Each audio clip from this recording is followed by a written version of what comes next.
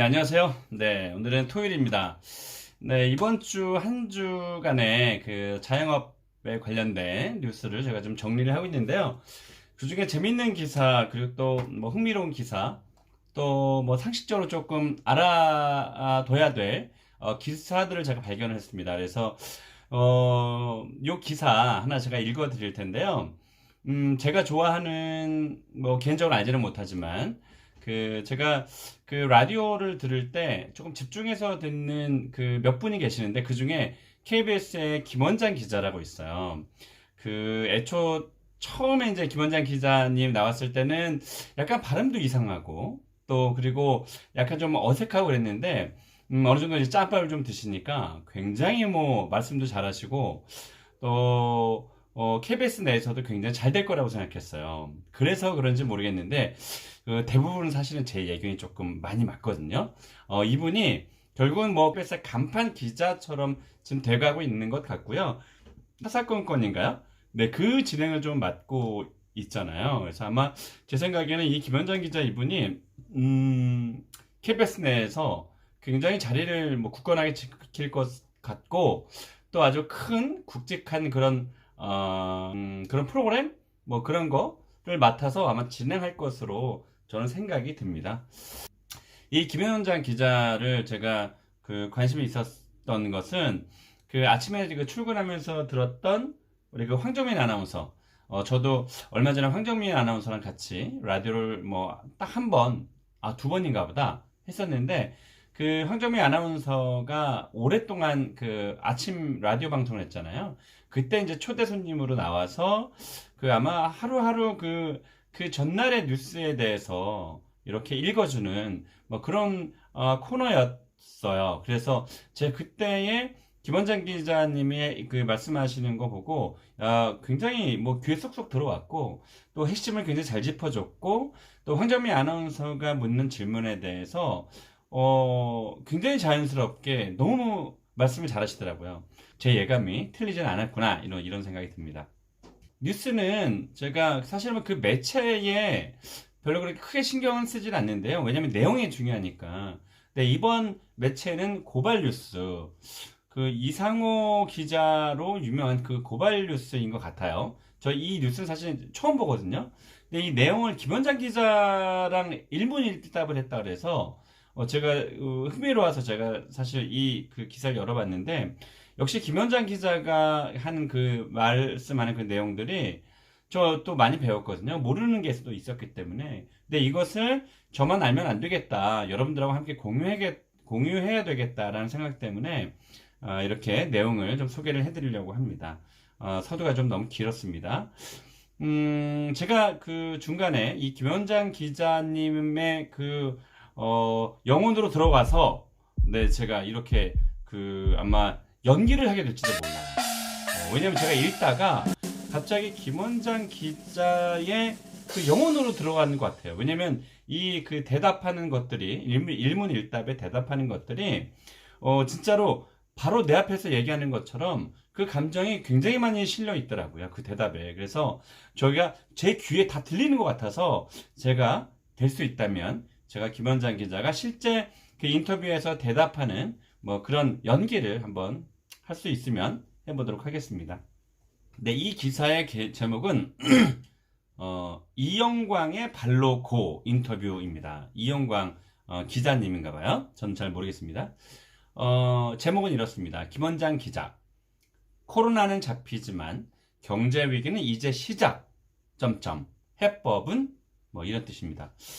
일단 제목 자체가 코로나는 언젠가는 잡힐 텐데, 그러면 이 경제 위기도 잡혀야 되는데, 경제 위기는 이제 시작이다라는 것에 제가 눈길이 갔습니다. 그래서 어떤 내용을 주장을 할까, 사실 그게 궁금했던 거죠.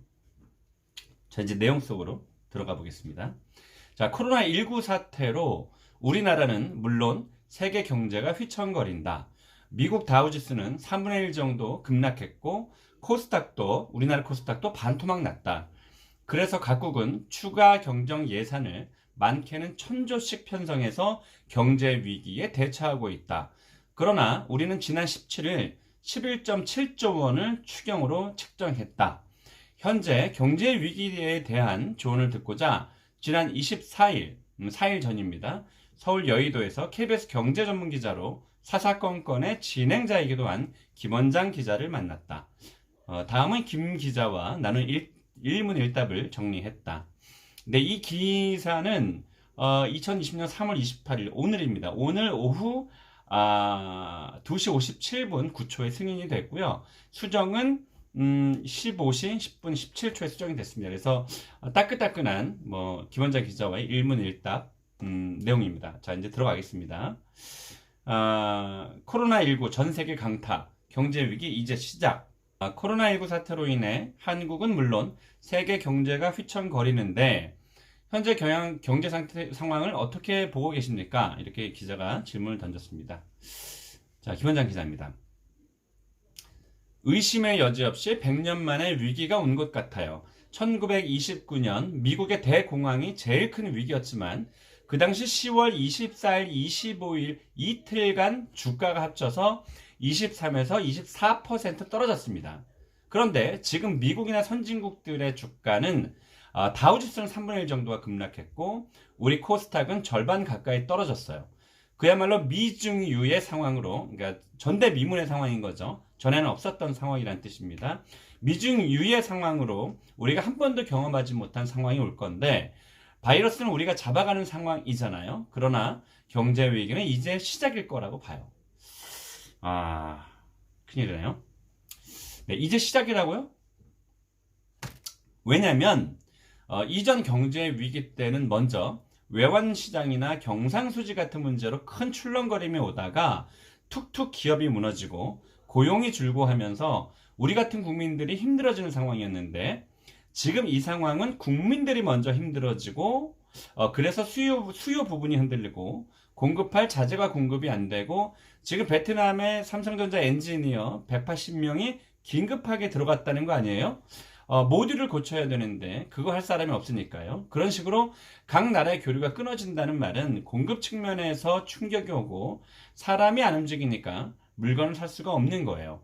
수요와 공급 측면에 그야말로 양대 충격이 우리가 경험해보지 못한 충격이 올 것 같아요.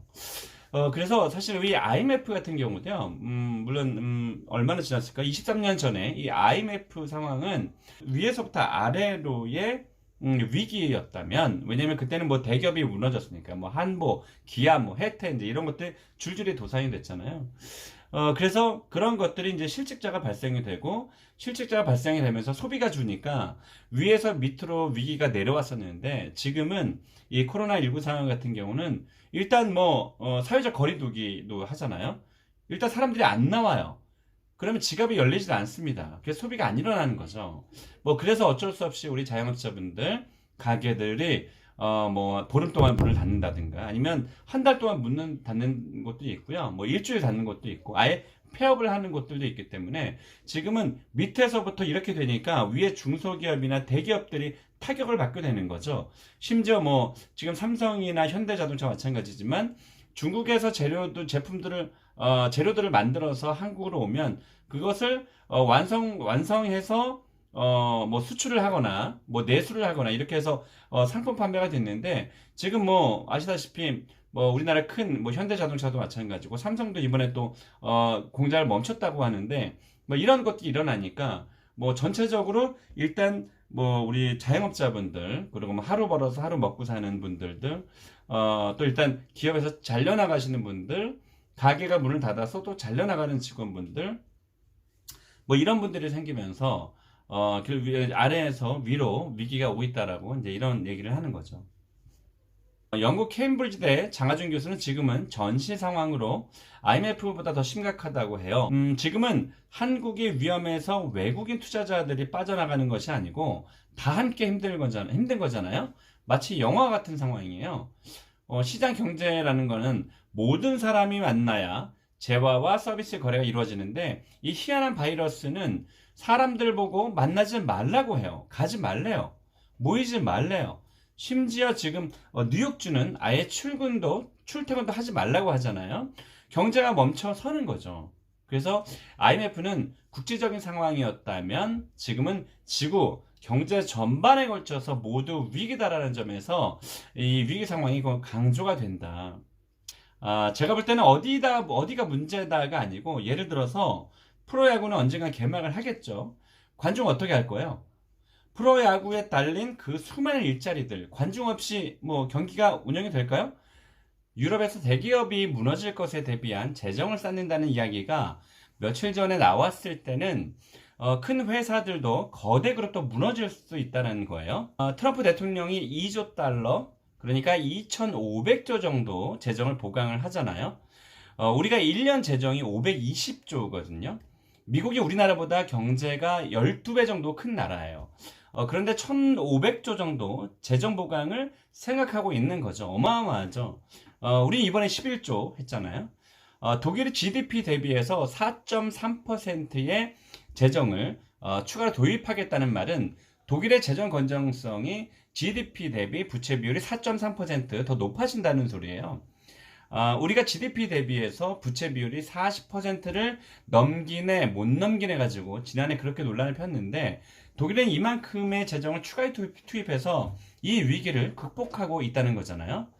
거긴 큰 나라고 재정이 튼튼한 나라고 우리는 아니라는 거잖아요. 꼭 그렇지가 않아요. 우리 국민들이 잘못 알고 있는 건데요. 우리 경제는 커요. 영국이 우리나라 경제의 몇 배나 될 것 같아서요.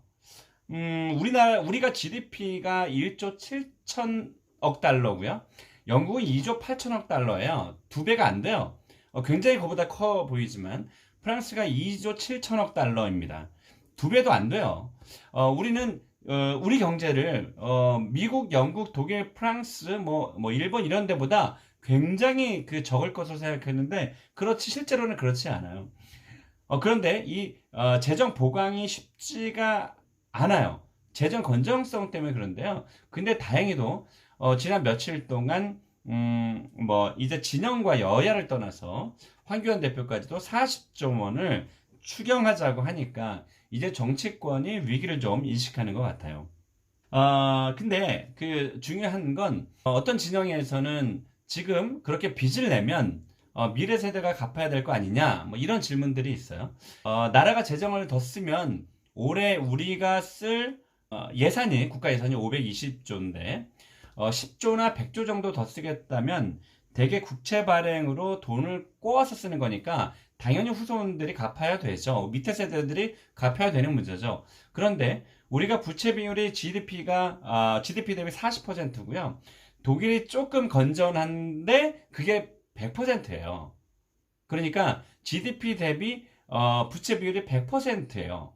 미국은 100%가 넘고요. 선진국, 영국, 프랑스 다 넘고, 이탈리아는 훨씬 넘어요. 그리고 일본은 무려 220%입니다.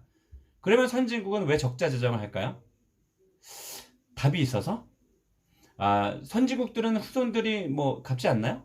다 갚아요. 선진국들은 내일 걱정을 안 해서? 아니에요. 답이 없지만, 그러니까 방법이 없으니까 미래 빚을 끌어다가 지금의 경제를 살리고 있는 거예요. 그런데 우리한테만 답을 찾으라고 해요. 후손들이 갚을 건데 왜 자꾸 재정을 쓰냐는 얘기죠. 그리고 두 번째는 갚는데 누구에게 갚을 거냐는 거죠. 자, 한번 볼까요? 우리가 국채 발행을 하면 채권을 인수하는 사람, 다시 말해서 정부에 돈을 빌려주는 사람이 누구냐면 일본은 97%가 일본 사람이에요. 그래서 일본이 망할 거라는 말 안 하는 거예요. 왜냐면 어차피 빚을 갚을 사람이 일본 사람이니까, 외국 사람이 아니고. 그래서 10년, 20년, 30년 만기가 됐을 때 일본 정부가 갚아야 할 대상은 일본 기업들이에요. 우리는 몇 퍼센트일 것 같으세요? 일본은 97%인데 우리나라는 87%예요. 국내 기업이에요. 이 87%가 우리 기업들이 그렇게 커진 거예요.